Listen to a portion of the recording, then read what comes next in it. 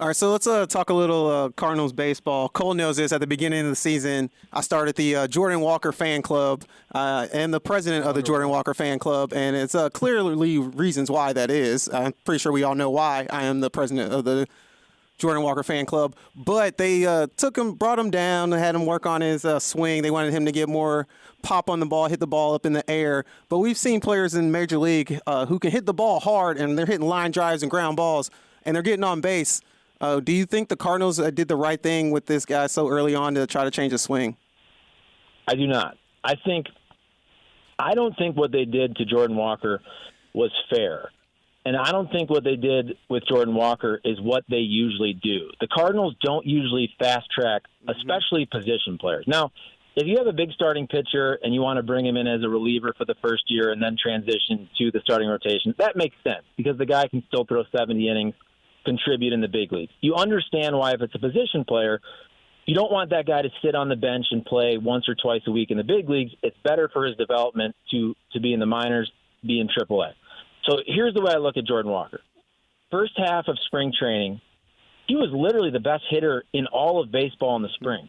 So halfway through spring training, Jordan Walker literally forced himself on the roster. But then what happened? Remember, he slides into second base.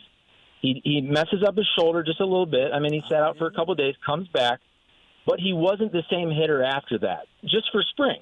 Now, obviously, this wasn't some lingering injury, but my point is I feel like Jordan Walker had fallen back enough that you could make the argument of not starting him in the big leagues. And so I think that was a 50-50 call. I'm fine with the Cardinals starting him in the big leagues. I was actually happy about that because I think we're all super excited about Jordan Walker. He's a great guy, and I think he's going to be the face of the franchise. My point is, if you take your number one prospect, arguably the number one prospect in all of baseball, and you put him on your opening day roster, and then for what? What was he up? 3 weeks? I can't even remember. However long it was, 4 weeks. He was essentially league average offensively. He wasn't even struggling. He was league average. He had fallen off a little bit from that 12-game hitting streak, but then defensively, you knew what you were getting. You knew that you were taking a guy who came up as a third baseman. By the way, I think long-term he's going to be a first baseman. Now, he's blocked. This dude's going to look like Aaron Judge, honestly. Yes, he might carry huge. 265, 270. He might carry that well. I think 5 years from now when Goldschmidt's gone, I think Jordan Walker's going to be a first baseman. But my point is, you start him in the outfield. You knew he was kind of figuring it out. So you gave the dude no margin for error. Like, what did you expect? I mean, what did you expect the first month? He was league average offensively. You had a bunch of guys who were way worse. I just don't think that was fair. I mean, what did you expect him to do? Be 130 OPS plus right out of the gate? So I just think you don't put him on the opening day roster if you're going to pull him back that quickly. You mentioned something that caught my eye. You said Goldie in 5 years. So you're telling me you don't agree with Jeff Passan of ESPN, who was saying that he wouldn't be too surprised and Goldschmidt would be highly coveted if the Cardinals aren't in playoff contention before the All-Star break. He wouldn't be too surprised if the Cardinals use Goldschmidt as a trade piece. Okay, so first of all, when I said 5 years, I kind of just threw that out there. I just think long-term – No, that's a great question.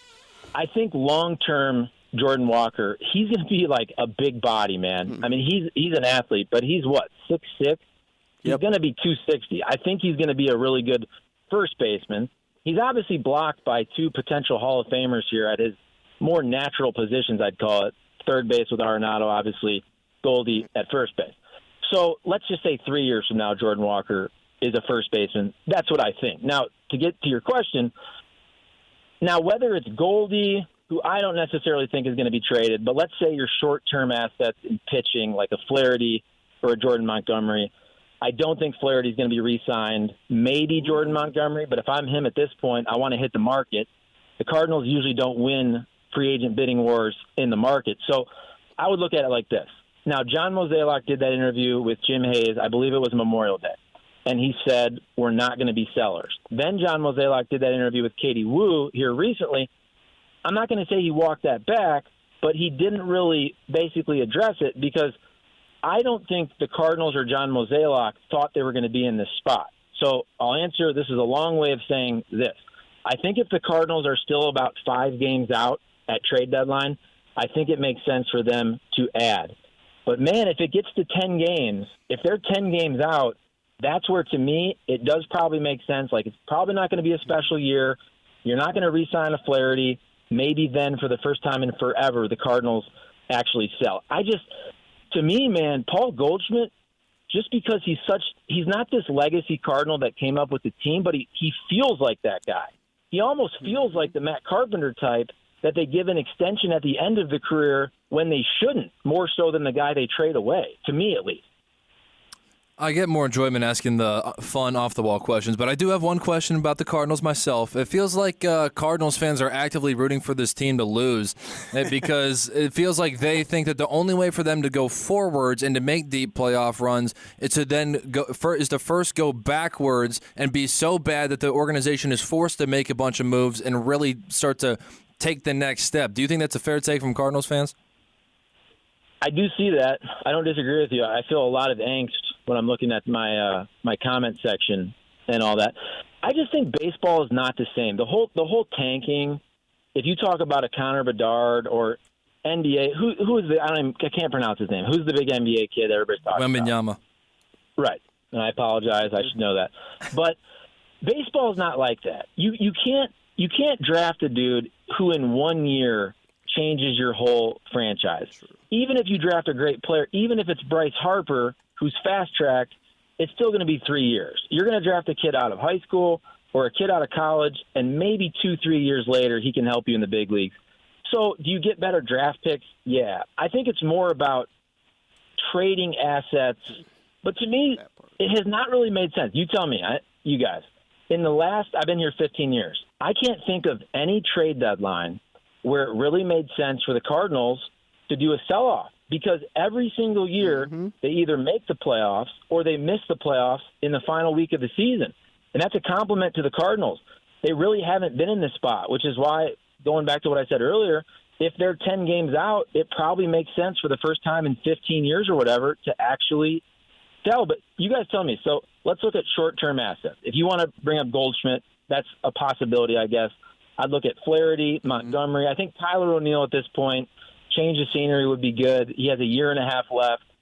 Somebody like a Jordan Hicks is starting to pitch really well. He's in his free agent year. So, again, we're talking about short-term assets that playoff contenders would want. But if the Cardinals are 5 games out and they think they got a shot in a weak NL Central, in a weak National League, it probably makes sense for them to go for it. Who is somebody you were nervous to interview in your television days? Ooh. That's a great question. Nervous to interview. Probably just early on stuff. Early on. I can't think of anybody. I don't know if you consider this an interview. Do you consider if you get to ask one question to somebody at a press conference? Sure. Is that an interview? Sure, we'll count that too. Okay. I got to fire a couple questions at LeBron James. Oh, that's awesome. It was in the playoffs when the Cavs were facing the Pistons, and I was randomly doing a story on Eric Snow, who was playing with the no, because I was in Lansing, so anytime a former Michigan State player was playing in Detroit, we would always go up there and do a story like, where's the former Spartan? What are they doing now? So I got to ask LeBron James a couple questions about being a teammate with Eric Snow, but that was in kind of a little scrum setting. And then I guess my best, I got to fire one question at Tiger Woods it would have been the 2006 Buick Open in Grand Blanc, Michigan. And this was actually Tiger Woods' 50th career PGA Tour victory. So I got to cover his 50th career PGA Tour victory. And if you guys remember, it was that year where his father passed away earlier. So whatever major was right before that, it may have been the U.S. Open. I can't remember those, so don't quote me. Remember the one where he had the long embrace with, I think, his wife and his mom? He was crying because that was his first major after Earl passed away. And then this was his first tournament win after that. So I believe that U.S. Open or whichever major was like his 49th victory, and then this was his 50th. And so my question to him was basically, you had all those emotions at the major. Do you still feel that way with your father having passed away? And he kind of said, no, that was the first big one after my dad. I've kind of emotionally moved on from that. But he gave me a good answer. So I think that's probably the most famous person I've ever interviewed. And I don't want to say I was nervous, but it is Tiger Woods, so you don't want to mess that one up. Just in case you don't know, that voice you hear is Charlie Marlow. This is the Charlie Marlow Show on 590 The Fan on Cover 2. Charlie, everyone always likes to talk about the positives and all the good things when it comes to their career. Was there ever a point in your early broadcasting career where you thought, or you had an experience where you go, maybe I'm not cut out for this? No, even when you look at that first paycheck. Yeah. I will say that I always do. Okay, you can make fun of me now because maybe I don't do as much research now. But back in the day, I used to always do my homework. So, I knew what I was getting into. I knew what the career path would be, going from small markets to mid markets to hopefully a big market. I knew what the pay was going to be. And at the end of the day, by the way, I really don't have any big regrets in life. I truly don't. I always go for it. I usually try things. I'm not afraid to fail. And I'll say this. When I was a kid, I wanted to be a professional baseball player. Obviously, that did not work out. The second I realized very quickly that wasn't going to work out, in terms of a job, I always wanted to be a sports broadcaster. Now, I didn't make it to ESPN and all that, but I feel like I fulfilled my dream. It's what I always wanted to do. So from that standpoint, I mean, at the end, you get kind of, I don't want to say the end, I'm still in sports broadcasting, but I'm kind of talking about TV. At the end, you kind of have done everything for a while, and maybe you want something new and something different. But from just getting into this business, I don't regret anything about it because it's always what I wanted to do. It's funny that you say that because one of my questions on my sheet literally was, what are some other careers you thought you would have, including being a pro poker player? Ooh. Oh, really? Well, when I say I tried that, I think if you're my age, I'm 41. Everybody that won World Series of Poker when it really blew up on ESPN, that Chris Moneymaker year, I don't remember what it was. It was exactly what you're talking about 20 years ago. Everybody started playing poker in college. Everybody started going to the casino. We went to this casino, so I went to Bradley. And we went to this casino, I think it was called Isle of the Capri, up in the Quad Cities of Iowa, Illinois up there. We went up there to play. We played in college. I played anywhere. And I played a lot in St. Louis. I played a lot at Lumiere. I think I'm okay. That was one of those things where, I had buddies, by the way. You can look this up. And I forgot it. Okay, he's such a good friend. I forgot his name. So my buddy Eric, I just remembered. My buddy Eric Baldwin. You can look this guy up. Eric Baldwin started at Bradley as a baseball player. He played for some D2 or D3 school in Wisconsin. Actually I think he won a D3 national championship. Anyway, moved to Vegas. I think he's 1 year younger than me. You can look this kid up. I think he made $10-20 million playing poker. He won a couple bracelets about 15 years ago. He came in second in one of those World Poker Tour events where he finished second and got $1 million. So, I mean, there's a guy right there that I played against that dude at our house, right, playing Texas Hold'em in college. And so, by the way, this dude was super smart, and he knew what he was doing. He goes to college, and he majors in psychology and math. What better majors for poker than that? This dude was super, super smart. So, look, a lot of people tried that. It didn't work out. But you can look that dude's name up right now, Eric Baldwin, and look up his winnings in tournaments, and it's pretty incredible. That ain't bad. Hey, I got one more question for you before we head out of here. I know you're married to a St. Louis girl, Jess. Are you guys going to be St. Louis lifers, or do you have a retirement destination planned out for 30 years from now? 30 years from now, damn. Or 20, whatever you want it to be. Whatever you feel like calling it quits. Be increpid by then. No, I think doing radio, though, and I say this as a positive, doing radio and doing YouTube, to me, it is a lot of work. I know we joke. The YouTube is actually a lot of work. I probably work 5 to 6 hours a day on YouTube. And with the NASCAR stuff, I am doing stuff on Saturdays and Sundays. But it doesn't really feel like work. Radio's fun with the guys in the morning. And then the YouTube stuff, I get a lot of gratification from that because I think we're building something up that's ours, knock on wood, that nobody can take away from us. So I think I would like to do stuff like that as long as I can. I mean, you talk to people who are close to 70. 70 doesn't feel that old. Now, I don't want to work necessarily 60 hours a week, but I think because my wife's from St. Louis, my kids are going to grow up here. To answer your question, I like that 30A, Destin, whatever area down there of the panhandle of Florida. So I would definitely like to have some type of situation where maybe you live there, maybe you live half there and half in St. Louis once the kids go to college, something like that. Some snowbirds, it sounds like. Yeah.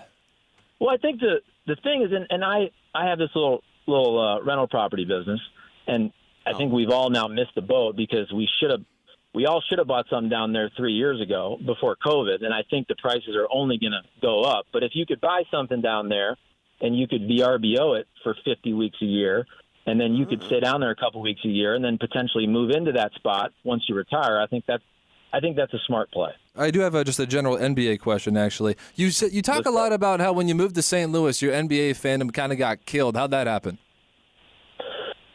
Well, I actually remember, I think it was 2008. Wasn't that the Celtics win? I could be wrong. But Yeah, I remember they did. moving here. Yeah, so I moved here in April of 2008. So I would have moved here right as the playoffs are starting. And I remember that playoff run of the Celtics was really cool. So long story short, first of all, I'm going to blame St. Louis. I just think not having a team took it out of me. And obviously following Bradley Beal's been cool, Jason Tatum. But growing up, so I grew up more of a baseball fan, but my dad is more of a basketball fan. So he was a big Pistons fan. And so as I'm really little is the Bad Boys. So I didn't really remember the Bad Boys because that was like when I was 6 or so. But I love the Pistons. That 2004 Pistons team was super fun. That was my favorite team. And then I got to cover the Pistons in 06 and 07 in the playoffs when I was working in Lansing. So I was actually really into the NBA. Look at that, Freudian slip, WNBA too. But no, I was really into the NBA. And then you move here, and with no team, I just feel like each year I paid attention less and less. And now, I hate to say it, but I almost pay no attention to the NBA. And I used to love it. So, Charlie, do you think is it if St. Louis was to happen to have a team, because there's going to be expansion, and it looks like it's going to be Seattle and Vegas, but if St. Louis was one of those teams, do you think that the NBA would be able to succeed here in St. Louis, or do you just think it's the whole St. Louis environment that it's kind of staled your taste for the NBA? This is a fun argument. So I do think it could work, but I think there's something to, for this market, how many big-time sports franchises you can have. Like, I do think that St. Louis could have handled Cardinals, Blues, and Rams. And if the Rams were good, people would have come out there. So I think when you add soccer, you take away the NFL, so could you have the NBA at the same time? Obviously, they play the same season as the Blues. It's a different audience. Is there enough corporate dollars? I don't know the answer to that. I think if you were to ask me like this, like if we would have had an NBA team and not the Blues or vice versa, I do think both of them could have succeeded. I don't think it's about the sport. I think it's more about just how many sports, how many corporate dollars you have for these teams. But like if the St. Louis Hawks never left, whenever that was, 60 years ago, I do think it could be successful in St. Louis, yes. In 2024, the Big Ten is going to get rid of divisions. We found that out just this week. And so it will be possible for Ohio State and Michigan to play back-to-back weeks, given the final week of the regular season and then in the Big Ten championship. I think that's just terrible for the rivalry and completely waters down that first game. I hate the idea of that. Now, it's not going to happen every year, but it is possible. And if it happens even once, that year is going to suck. I don't know about that. Are you really going to be that mad? What if they play a really good close game the week before and it's 42-38? You don't want to see a rematch? I will say this. If you look at the opposition of what it would be of them not playing every year, I would absolutely take them potentially playing every once in a while, twice a year, than some type of mixed match situation where they don't play. So, look, if that happens once a decade, I'm not going to complain. Like if that would have happened this past year, I guess it could have technically fallen that way. I don't think that'd have been the worst thing in the world. Yeah, I guess, but I just worry that the first game at the very end of the regular season, if they know that they have it in the bag, which I guess a lot would have to even break that way for it to be a known thing heading into the final week, I don't think that it's going to be full effort, full go. I think it's going to be very vanilla, and you might even see players sit out. Yeah, my whole take on college football especially, so if you want to go big picture, and I'll get back to that in 1 second, but the whole NIL thing, I've said for years that I want players to get paid, but I do kind of think it's ruining It's ruining the cohesiveness of people following teams. They like to know who the players are. I mean, you have to look every day and figure out who's even on the team. And then I've never liked all the conference realignment. So growing up, I always thought it was cool that the Big Ten was a Midwestern conference. You could drive to these different campuses. I grew up watching Jimmy Jackson and Ohio State and Glenn Robinson and Purdue and Sean Respert and Michigan State. And then you add Maryland and you add Rutgers. And you know why they're doing that. They're adding huge media markets for cable subscriptions for the Big Ten Network. A lot of people forget that the Big Ten Network literally started everything with conference alignment about 20 years ago. When they started the Big Ten Network and started getting those subscription fees and those huge payouts to the member schools, that's what started all the conference realignment. Now, of course, you get L.A. with USC and UCLA. So, I don't know. Like, here's the way I look at college football. And this is coming from an Ohio State fan. So I understand that as an Ohio State fan, you get kind of you kind of get desensitized because you're always in the playoff and they're always winning the Big Ten and all that. I want more interesting games. So, like, it bothers me that there's only about 4 games on the schedule every year as an Ohio State fan that I look forward to. And it's usually one big non-conference game. It's usually Michigan, Penn State, maybe a Michigan State in a given year, and then the Big Ten championship, hopefully, and the college football playoff. I would love if out of the 13 games, I was interested in 9 of them. But if I see Indiana on the schedule or Northwestern, it's probably not going to be very interesting. And that's why if you flip it to the SEC, look, the SEC is the best conference in college football. Nobody can argue that. That being said, I think they should play 9 conference games. Thank you. I agree. agree. At the end of the year, when you're getting ready for the Iron Bowl, it kind of ticks me off that Auburn and Alabama play some school A&T I've never heard of and have a 70-0 whitewash, and they basically get a bye week before. Like, I think you can play one of those schools early. Once you get into the conference season in college football, I feel like it should be all league games until the end.